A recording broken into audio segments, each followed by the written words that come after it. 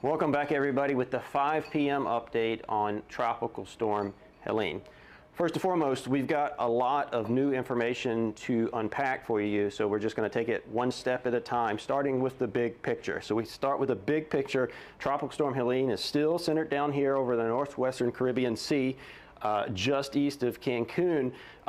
Maximum sustained winds are now up to 50 miles per hour, and notably the pressure is continuing to fall. So this is a sign that the system is starting to organize and strengthen, and we're going to see more of that over the next couple of days.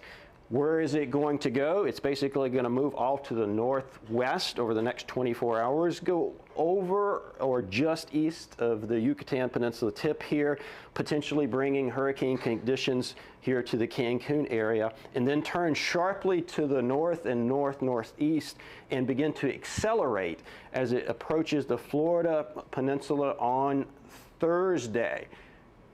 All indications are that it will intensify, possibly rapidly, as it makes its march across the eastern Gulf of Mexico and could become a major hurricane before reaching the Florida Peninsula on Thursday.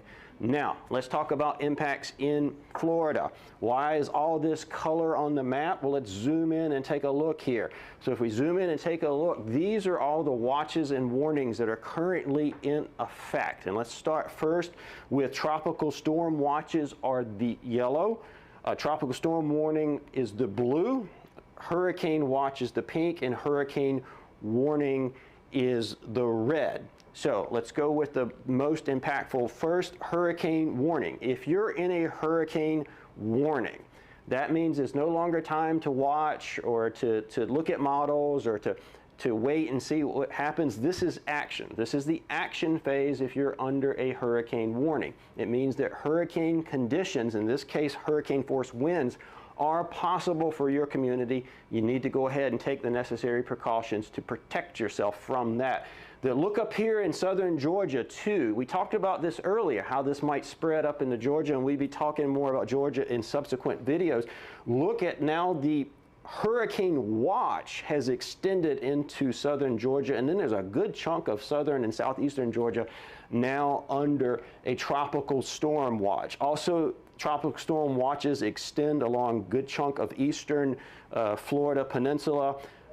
Notably here, Orlando and Tampa, you're under a tropical storm warning. Tampa, you're also under a hurricane watch. Tallahassee, you're under a hurricane warning. All right, so there's a lot to unpack there. I want to make sure that if you're in these areas that you're taking the necessary precaution. Also, we've been talking for the last 24 hours about how big this storm would be. Now you can visually see it in the watches and warnings. Look how far outside of the cone the watches and warning extend. I mean, they're practically covering a good chunk of the Florida Peninsula and then extending well into southern Georgia. Now, winds are not the only hazard that are going to come with this particular system. I'm going to switch now to the storm surge warning. So this has also been upgraded on this advisory. This was previously a watch. It has now been upgraded to a warning. So basically everything from Cape Sable down here in the southwestern tip of Florida all the way around the Big Bend and Apalachicola is now under a storm surge warning. That includes Tampa Bay, Fort Myers area, Cedar Key, Horseshoe Beach, all these communities now under a storm surge warning. Why? Why are they under a storm surge warning? Let's look at the storm surge forecast. So this is how high the water could rise above the normal high tide line. And look again, just like the wind, how far it extends outside of the cone. You're going to hear that message repeated over and over again because this storm is just that big. So let's start first with the worst. Up here in the Big Bend area in the Nature Coast, 10 to 15 feet of storm surge is possible with this particular system. Again, I stand 6 feet tall, so more than double my height of water rise.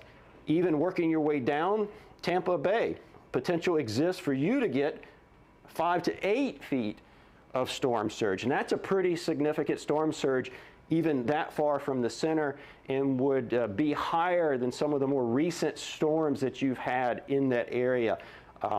Even further down the coast, down here in the Charlotte Harbor area, 3 to 5 feet of storm surge. So that'd be about up here on my chest of water rise.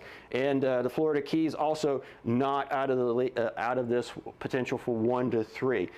And then on the backside here, even up in here, Indian Pass region, 5 to 10 feet of storm surge. So you can see just how broad of a swath the impacts are going to be. Storm surge won't be the only water hazard. I'm going to switch now to an excessive rainfall outlook. So you can think of this graphic as the potential for heavy rain and flooding.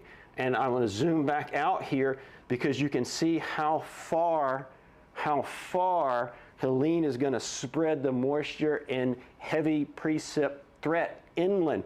Look how far it gets in Atlanta, Greenville, Spartanburg, western portions of North Carolina, even sneaking into southeastern portions of Alabama. If you're in this red area, I need you on alert for potential flooding as this system moves inland. So I'm going to end with this. We'll have more video updates tomorrow at 11:30 and 5:30.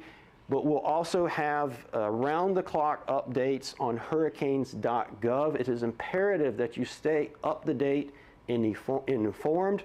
Please use reliable and trustworthy sources for information. And you can follow us on social media to get round-the-clock updates. That's it for us. Again, you can get more timely updates at Hurricanes.gov.